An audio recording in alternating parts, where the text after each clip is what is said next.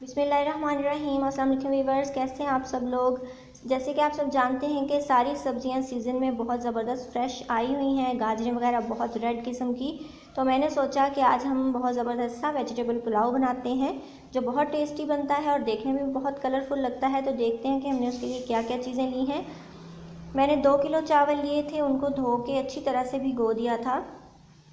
2-3 दफ़ा पानी से धोना है, उसके बाद इसको भिगो देना तकरीबन आधे घंटे के लिए। यहाँ मैंने 4 प्याज लिए हैं, 2 टुकड़े अदरक के लिए हैं जो कि 1-1 इंच के हैं। 18 से 20 मैंने हरी मिर्चें ली हैं।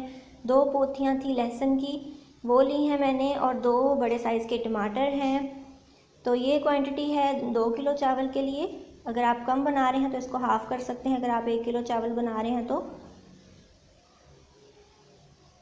सब्जियों में मैंने लिया था 250 ग्राम थे मटर, उनको मैंने निकाल लिया। ये तकरीबन 1 कप मटर के दाने हैं। और 1 ही कप मैंने बंद गोभी ली है, काट के चॉप करके रख ली है। 250 ग्राम ही मैंने आलू लिए थे, उनको मैंने क्यूब्स में काट लिया। 250 ग्राम गाजरें लेके उनको क्यूब्स में काट लिया है। और 1 फूल मैंने लिया था छोटा सा गोभी का, उसको मैंने ये काट के रखा है आपके सामने। और ये शिमला मिर्चें हैं, ये भी 250 ग्राम है। और गोभी को आपने बहुत ज़्यादा छोटी साइज़ में नहीं काटना, वरना वो चावलों में घुल जाती है और नज़र भी नहीं आती। तो ये सारी चीज़ें मैंने ली हैं, इनको सेम साइज़ में काटिएगा। ये ना हो कि कोई सब्ज़ी लंबी कटी हुई और कोई क्यूब्स में कटी हो, तो वो अच्छा रिज़ल्ट नहीं आता उसका। यहाँ मैंने लिया है 3 कप घी, क्योंकि चावलों की क्वांटिटी ज़्यादा है तो हमने घी भी इतना ही इसी हिसाब से लेना है। 3 कप मैंने घी लिया है। और इसमें डाल दिए 2 टुकड़े दालचीनी के,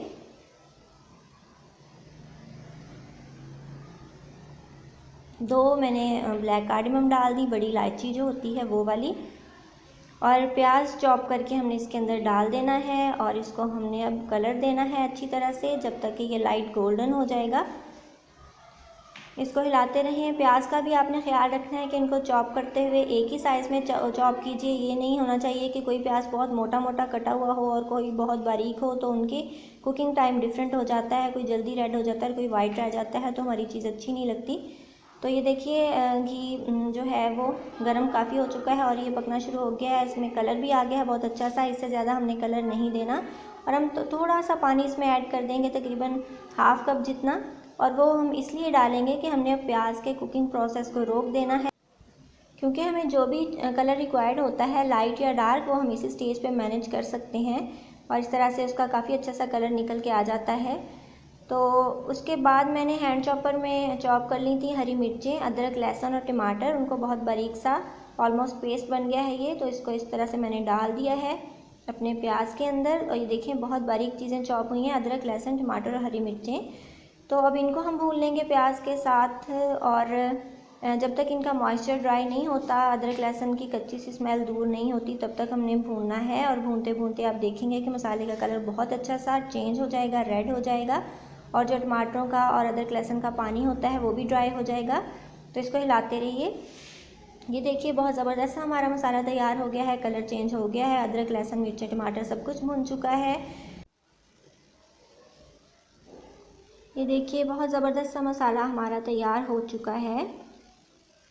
ये देखिए भून चुका है सारा अच्छी तरह से, और बहुत अच्छा सा इसमें कलर भी आया है, बहुत अच्छी सी खुशबू आ रही है। अभी हमने स्पाइसेस इसके अंदर ऐड नहीं किए, तो अब हम डालेंगे अपने स्पाइसेस को। ये मैंने 2 टेबलस्पून भर के नमक के इसमें डालने हैं। आप नमक अपनी मर्ज़ी के मुताबिक कम ज़्यादा कर सकते हैं। मैंने 2 टेबलस्पून भर के डाल दिए हैं, 2 टीस्पून यूज़ नहीं किया क्योंकि चावल ज़्यादा हैं। अगर कम लगेगा नमक तो हम बाद में भी ऐड कर लेंगे इसके अंदर। तो मैंने ये ज़ीरा लिया था साबुत, और 1 टेबलस्पून भर के ज़ीरा डाल दिया है। गरम मसाला पाउडर मैं डाल रही हूँ, तो वो आप अगर आपको ज़्यादा स्पाइसी चाहिए तो आप 2 टेबलस्पून ले सकते हैं। मैंने 1.5 टेबलस्पून यूज़ किया है यहाँ पे। ये देखिए 1 टेबलस्पून फुल लिया है और 1 हाफ़ लिया है। तो ये है गरम मसाला, मैंने डाल दिया 1.5 टेबलस्पून, क्योंकि इसमें हरी मिर्चें भी ऐड की हुई हैं। अब हम इनको थोड़ा सा हिलाएंगे। मसाला बहुत अच्छे से भुना हुआ है, तो स्पाइसेस को हम ज़्यादा नहीं पकाएंगे, स्पाइसेस बस मिक्स करेंगे। और उसके बाद हम इसके अंदर डालेंगे अपनी वेजिटेबल्स जो हमने काट के रखी हुई हैं, बस मिक्सिंग कर लेंगे थोड़ी सी। और सबसे पहले हम इसके अंदर आलू ऐड करेंगे। और साथ ही गाजरें डाल देंगे। और आलू और गाजरें हमने पहले इसलिए डाली हैं क्योंकि ये थोड़ी सी कंपैरेटिवली हार्ड होती हैं बाकी सब्जियों से। बाकी सब्जियां बहुत ज़्यादा जल्दी गल जाती हैं, तो जो सब्ज़ी हार्ड होगी वो हम पहले ऐड करेंगे। और इनको बहुत ज़्यादा देर तक हमने भुनाई नहीं करनी, बिल्कुल भूनना नहीं है ज़्यादा, और ना इसको ओवर कुक करना है। इनके हमने जो कलर्स हैं वो फ्रेश रखने हैं, तो हमने बस थोड़ा सा इसको मिक्स करना है, तकरीबन आधा मिनट, और अपनी बाकी चीज़ें ऐड कर देंगे। अगर आप इसको बहुत ज़्यादा स्टेज पे भून लेंगे तो सब्ज़ियाँ बिल्कुल उसका कलर ख़राब हो जाएगा। और ये देखिए मटर मैंने डाल दिए हैं, इनको भी थोड़ा सा मिक्स करेंगे।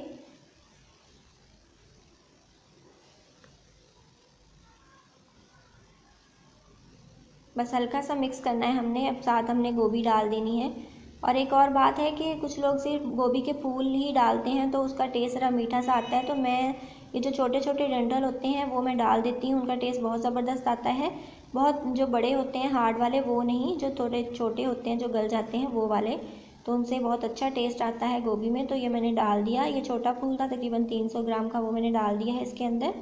और बहुत देर तक हम अगर भूनेंगे सब्जियों को तो एक तो उनका कलर ख़राब हो जाएगा, दूसरा वो गल जाएंगी बहुत ज़्यादा, और चावलों के पकने तक बिल्कुल मैश होना शुरू हो जाएंगी और हमें नज़र भी नहीं आएंगी। तो इस चीज़ का हमने ख्याल रखना है। और बस ये मिक्सिंग हो गई है।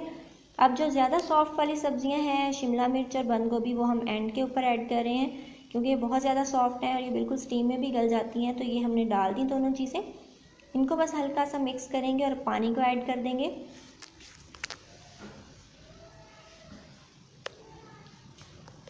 बस हिलाना है हल्का सा, ताकि जो स्पाइसेस हैं वो सब्जियों के साथ मिक्स हो जाएं और घी वगैरह अच्छी तरह मिक्स हो जाए।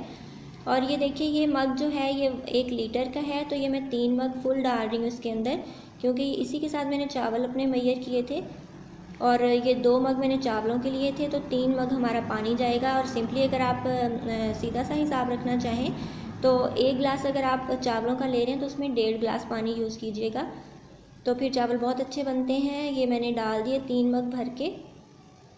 और थोड़ा सा पानी मैं एक्स्ट्रा इसलिए डाल रही हूँ कि चावल भी हमारे थोड़े से एक्स्ट्रा थे। ये देखिए 3 मग अब हो गए हैं, तो अब थोड़ा सा एक्स्ट्रा पानी हम ऊपर डालेंगे क्योंकि चावल भी 2 किलो से थोड़े से ज़्यादा थे, तो इसलिए इस हिसाब से मैंने थोड़ा सा पानी और ऐड किया है।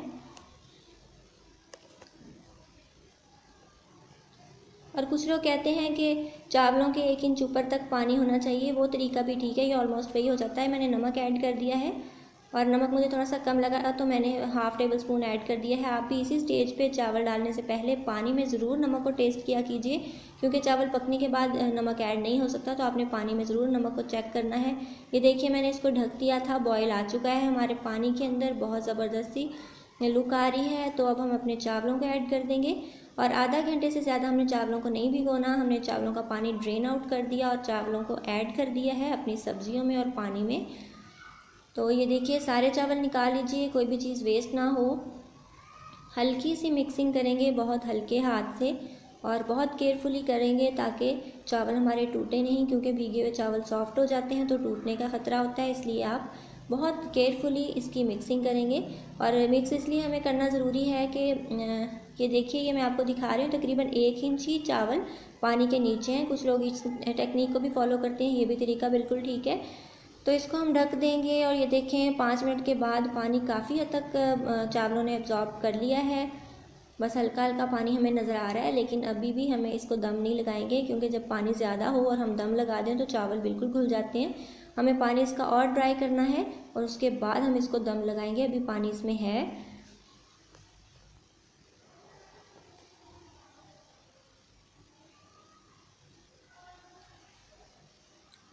दम लगाने से पहले हमने चावलों को थोड़ा सा हिलाना होता है।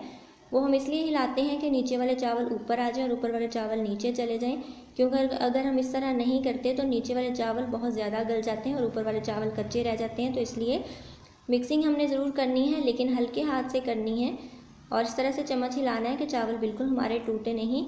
तो ये देखिए पानी बहुत ज़्यादा एब्जॉर्ब हो चुका है, बस थोड़े थोड़े बबल्स हमें साइड पे नज़र आ रहे हैं, इसका मतलब कि इसमें पानी अभी थोड़ा सा बाकी है।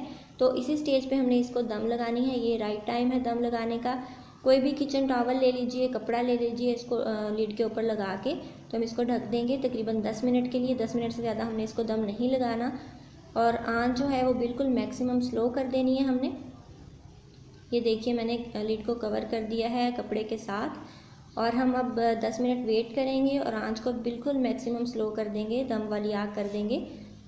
तो 10 मिनट के बाद देखते हैं और इंशाल्लाह हमारा वेजिटेबल पुलाव रेडी होगा तो फिर डिश आउट करेंगे।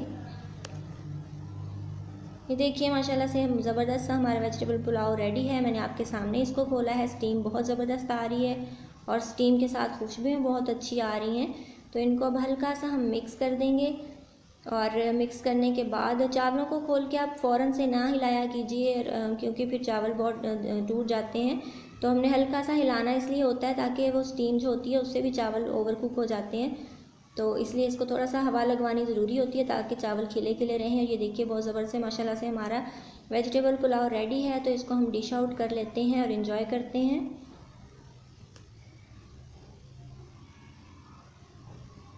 ये मैं डिश आउट कर रही हूँ और अब दिखाते हैं आपको इसकी फ़ाइनल लुक। ये देखिए जी माशाल्लाह से बहुत ज़बरदस्त और कलरफुल सा हमारा प्लेटर रेडी हुआ है वेजिटेबल पुलाव का। बहुत अच्छा लग रहा है, बहुत टेस्टी है। आप इसको बनाइएगा, खाइएगा, एंजॉय कीजिएगा, मुझे फ़ीडबैक ज़रूर दीजिएगा कि आपका पुलाव कैसा बना। और उम्मीद है कि आपको आज की रेसिपी अच्छी लगी होगी। अगर अच्छी लगी है तो वीडियो को लाइक और शेयर करना नहीं भूलिएगा, मेरे चैनल को सब्सक्राइब करना नहीं भूलिएगा। मुझे दुआओं में याद रखिएगा और अपना बहुत सा ख्याल रखिएगा। तो मिलते हैं इंशाल्लाह नेक्स्ट वीडियो में। So take care, good bye, अल्लाह हाफिज़।